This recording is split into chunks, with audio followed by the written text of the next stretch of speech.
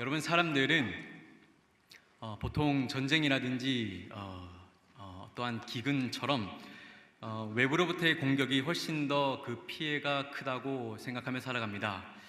왜냐하면 보이지 않는 내부의 공격과 다르게 이 외부로부터의 공격은 그 피해가 우리 눈에 명확하게 보이기 때문입니다. 그러나 역사를 돌아보면 나라를 뒤흔들 만큼의 위기를 초래한 것은 외부로부터의 공격이 아니라 내부에서부터 일어난 갈등과 분열이 훨씬 더 위협적이었습니다. 여러분, 밀정이라는 말 한번 들어보셨을 겁니다. 밀정이란 자신의 정체를 숨긴 채 어느 조직에 몰래 들어가 활동하는 스파이를 뜻하는 말입니다.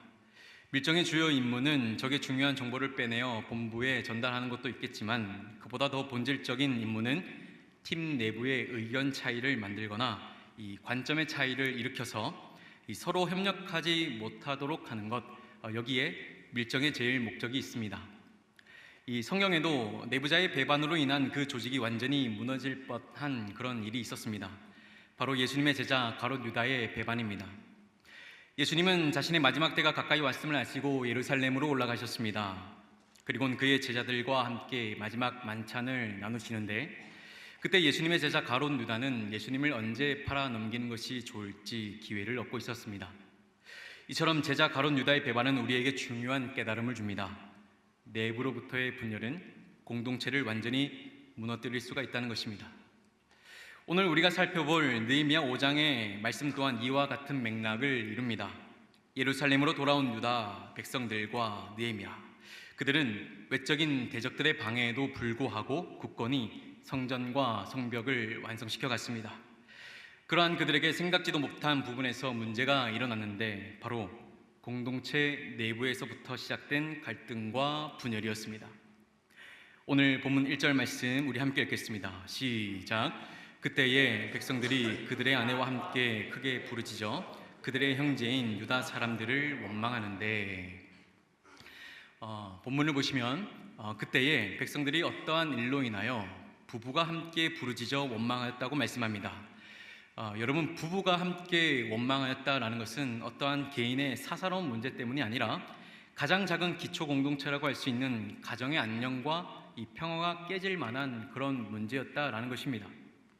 그런데 여러분, 우리가 한 가지 짚고 넘어가야 할 것은 원망하는 이들의 모습이 참 낯설게 느껴진다는 겁니다. 그러니까 우리가 느헤미야를 살펴보면서 오늘 처음 원망하는 모습들이 나타난다라는 것이요, 그러게 참 이 원망하는 모습이 낯설게 느껴집니다. 왜냐하면 이들은 수많은 대적들의 방해도 불구하고 불평 한 번 하지 않고 성전과 성벽을 재건하고 있는 이들입니다. 그러기에 웬만한 문제였다면 이들은 충분히 이겨내었을 것입니다. 그런데 그러한 이들이 서로 원망하고 있다는 것은 그 일어난 문제가 이 칼과 창을 겨루는 일보다 훨씬 더 치명적인, 그렇게 강력한 위협이었다라는 것을 우리가 알 수가 있다는 것이죠. 그렇다면 이들이 서로 원망하게 된 이유는 무엇인가? 오늘 본문 2절에서 5절까지의 말씀 우리 한 목소리로 읽도록 하겠습니다. 시작. 어떤 사람은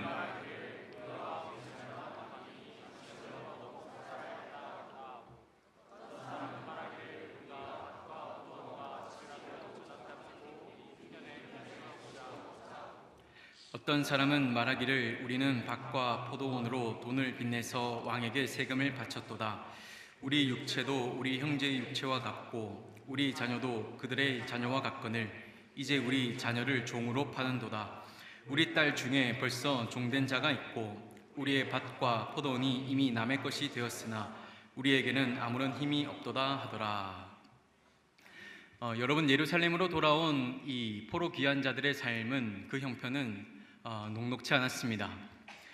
계속되는 인구 증가로 인한 사회 인프라는 점점 부족해졌고 또 엎친 데 덮친 격으로 기근으로 인한 극심한 식량난에 시달려야 했습니다. 이 와중에 성전과 성벽 재건을 위한 세금 또한 빠짐없이 납부해야 했습니다. 때문에 어떤 이는 가계부채를 해결하기 위해 살고 있던 집과 밭을 팔아야만 했고 이마저도 없는 이들은 자신의 자녀를 노예로 팔아 원금과 이자를 갚아야만 했습니다. 그렇다면 굶주림과 세금 납부가 이들이 서로를 원망한 이유가 되었는가? 그렇지 않습니다. 앞서 말씀드린 대로 이들은 자신의 목숨을 걸고 대적들과 싸웠으며 성전을 재건하는 그런 경험이 있는 이들입니다. 여러분, 사람이 목숨을 걸고 어떠한 일을 해낸 경험이 있으면 그 사람은 웬만한 일 가지고는 그렇게 왈가왈부하지 않습니다. 그러니까 웬만한 일로는 그렇게 대응하지 않는다라는 것이죠. 여러분, 이들이 그랬습니다. 이들은 매일매일 극한의 상황이 일어나더라도 하나님 백성됨의 회복이라는 그 비전을 품고 자신의 생명과 재물을 아끼지 않은 이들입니다. 그렇다면 도대체 무엇이 이들을 서로 원망하게 하였을까? 여러분, 이들이 서로를 원망하게 된 이유는 바로 이것입니다.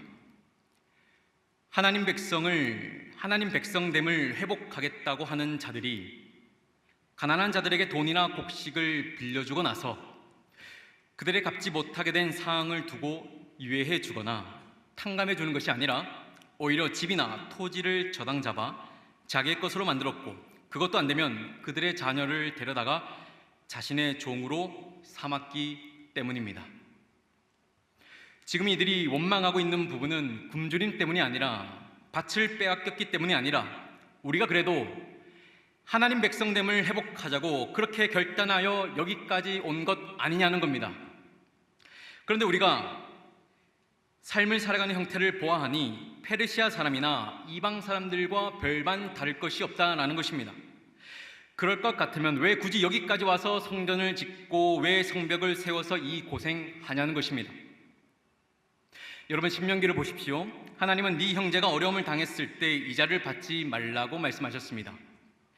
그런데 이들은 하나님 백성됨을 회복하기를 원하면서도 하나님이 그들에게 요구하신 말씀에는 전혀 관심이 없습니다. 자신의 형제들이 어떤 어려움에 있든지 말든지 간에 이 어려움을 기회 삼아 자신의 부를 쌓기에 혈안이 되어 있습니다. 여러분, 그렇습니다.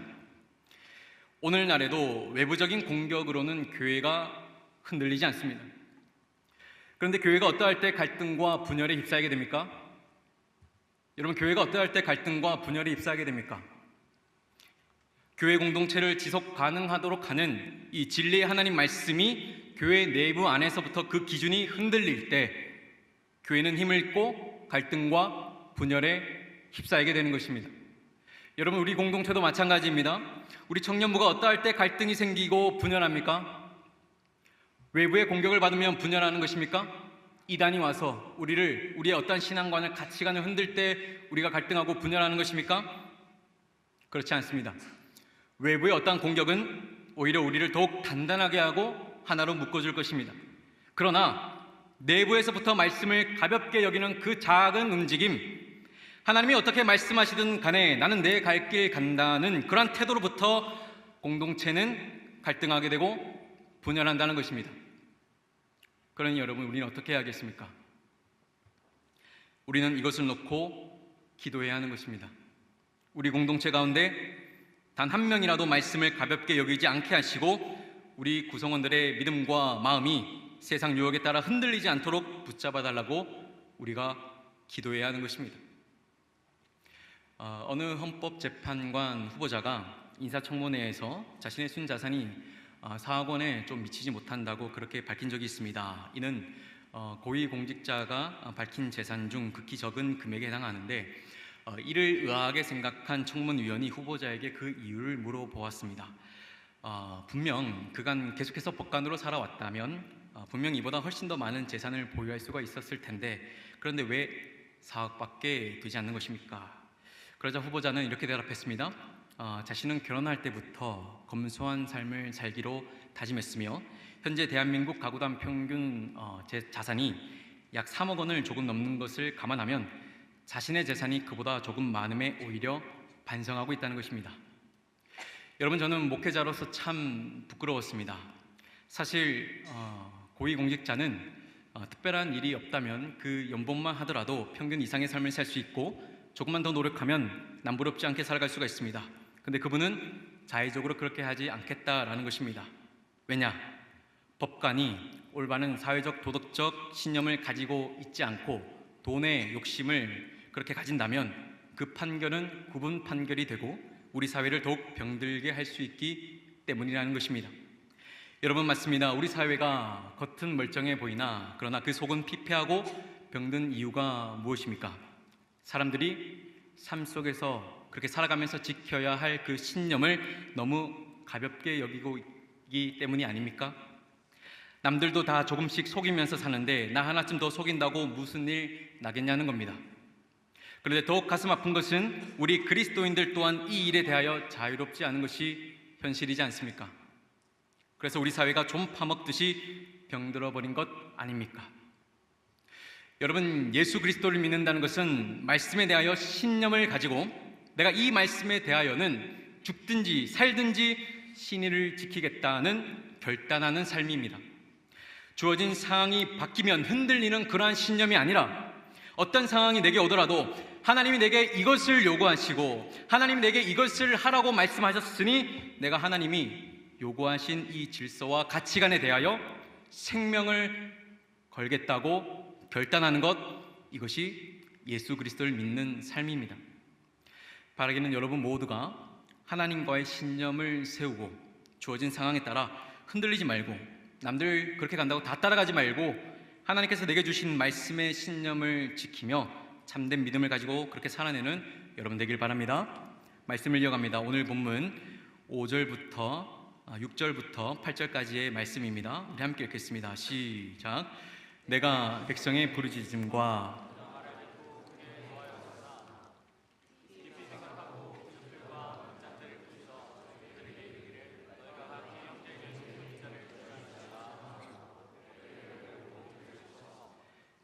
그들에게 이르기를 우리는 이방인의 손에 팔린 우리 형제 유다 사람들을 우리의 힘을 다하여 도로 찾았거늘 너희는 너희 형제를 팔고자 하느냐 더구나 우리의 손에 팔리게 하겠느냐 하매 그들이 잠잠하여 말이 없기로. 문제를 인식한 느헤미야는 즉각 행동에 나섰습니다. 느헤미야는 먼저 이 사안을 놓고 분노했습니다. 하지만 그의 분노는 감정적인 폭발이 아니라 의로운 분노였습니다. 그는 이 문제를 해결하기 위해 신중하게 계획을 세워나가는데 먼저 형제들을 불러 모아 공개적으로 문제를 드러냈습니다. 그리고는 율법이 네 형제가 어려울 때 이자 받기를 금하고 있다는 것을 제시하며 귀족과 민장들의 불이한 이득을 지적했습니다. 그리고는 하나님 백성이 되고자 하는 우리에게 왜 이러한 문제가 일어났는지에 대하여 느헤미야는 그 이유를 설명했습니다. 오늘 본문 9절입니다. 내가 또 이르기를 너희의 소용이 좋지 못하도다. 우리의 대적 이방 사람의 비방을 생각하고 우리 하나님을 경외하는 가운데 행할 것이 아니냐. 느헤미야는 오늘 본문에 일어난 문제의 핵심을 이것으로 뽑았습니다. 귀족들과 민장들이 하나님의 율법이 요구하는 이웃사랑을 외면했기 때문이라는 것입니다. 그렇다면 이들은 왜 율법이 요구하는 이웃사랑을 외면한 것일까? 느헤미야는 그 원인에 대하여서 이렇게 얘기합니다. 너희가 겉으로는 하나님을 믿는다고 말하지만 그러나 너희는 하나님을 알지 못한다. 너희가 하나님을 알지 못하니 말씀 순종이 무엇인지 관심도 없고 그러니 여호와 경외하는 삶과 완전히 동떨어져 버린 삶을 살아왔다라는 것입니다. 여러분, 하나님을 경외한다는 것이 무엇입니까? 하나님을 경외한다는 것은 먼저 그분을 두려워하는 것입니다. 그런데 여기서 두려움이란 단순한 감정이 아니라 하나님께서 그의 백성들 가운데 자신을 드러내실 때 우리가 성령을 통해 느끼게 되는 신령한 두려움을 말합니다. 잠언은 이렇게 말씀하고 있습니다. 여호와를 경외하는 것이 지혜의 근본이요 거룩한 자를 아는 것이 명철이니라. 즉 하나님을 경외한다는 것은 하나님이 어떤 분이시라는 것을 아는 것과 하나로 연결되어 있다는 것입니다. 다시 말하면 하나님이 어떠한 하나님이신가를 아는 자라야 하나님을 경외할 수가 있다는 것입니다. 여러분, 하나님이 어떠한 분이신가를 아는 자는 자신의 행동을 함부로 할 수가 없습니다. 왜냐? 그분을 알기에, 그분의 말씀이 내 삶에 인식되기에 자기 마음대로 함부로 행동하지 못한다는 것입니다. 오늘 본문의 귀족들과 민장들을 보십시오. 이들은 말로는 하나님 백성됨을 회복하길 원한다 했지만 그러나 말뿐이었지 마음이 없습니다. 마음이 없으니 하나님 알기에 힘쓰지도 않고 알지를 못하니 말씀을 가볍게 여겨버립니다. 그 결과 자기 배만 채우고 형제들이 죽어나가든 고통을 겪든지 관심이 없습니다. 이러한 자들로 인해 공동체는 내부에서부터 병들게 되고 갈등과 분열을 겪게 되는 것입니다. 그렇다면 하나님이 어떤 분이신가를 아는 자들은 어떻게 반응하는가? 시편의 기자는 이렇게 말합니다. 내가 여호와를 경외함을 너희에게 가르치리로다. 여호와께서 그 종들의 영혼을 구속하시나니 저에게 피하는 자는 다 죄를 받지 아니하시리로다. 시편의 기자가 말하는 경외는 무엇입니까? 여호와 하나님이 내 영혼의 구원자이심을 아는 것입니다. 하나님이 나를 구원하신 구원자이심을 아는 자는 영혼의 위기 가운데 누구한테 피한다는 것입니까?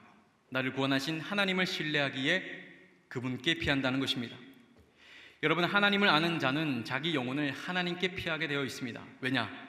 하나님이 나의 구원자이시라는 것을 알기에, 그러기에 또한 그분은 나에게 피할 길을 내시는 분이심을 신뢰하기에 그분께 피한다는 것입니다. 본문의 귀족들과 민장들을 보십시오. 이들은 율법의 요구를 무시하고 형제들의 재산으로 자신의 배를 채웠습니다. 이들은 왜 율법을 무시하고 자신들의 배를 채웠습니까? 이들이 재산이 없기 때문입니까? 그렇지 않습니다. 이들이 재산이 있음에도 불구하고 불의한 물질에 자신을 계속해서 묶어둔 그 이유는 이들은 하나님을 알지 못하여 자신의 영혼을 묶어둘 만큼 신뢰할 수 있는 존재가 없기 때문에, 그래서 불안해서 물질이라도 계속해서 채워야 했던 것입니다. 여러분, 하나님을 신뢰하는 자는 불의한 제안에 손 내밀지 않습니다. 왜냐? 지금 내게 찾아온 불의한 제안을 거절하면 내가 당장 손해는 보겠지만, 그러나 하나님은 내가 정직하게 일하기를 원하시는 분이심을 알고 그분이 내게 피할 길을 내시고 마땅히 선한 길을 인도하실 분이심을 신뢰하기에 손잡지 않는 것입니다. 여러분, 이것이 시편의 기자가 말하는 하나님 경외입니다. 마지막으로, 하나님을 경외한다는 것은 그 말씀에 순종하는 것입니다.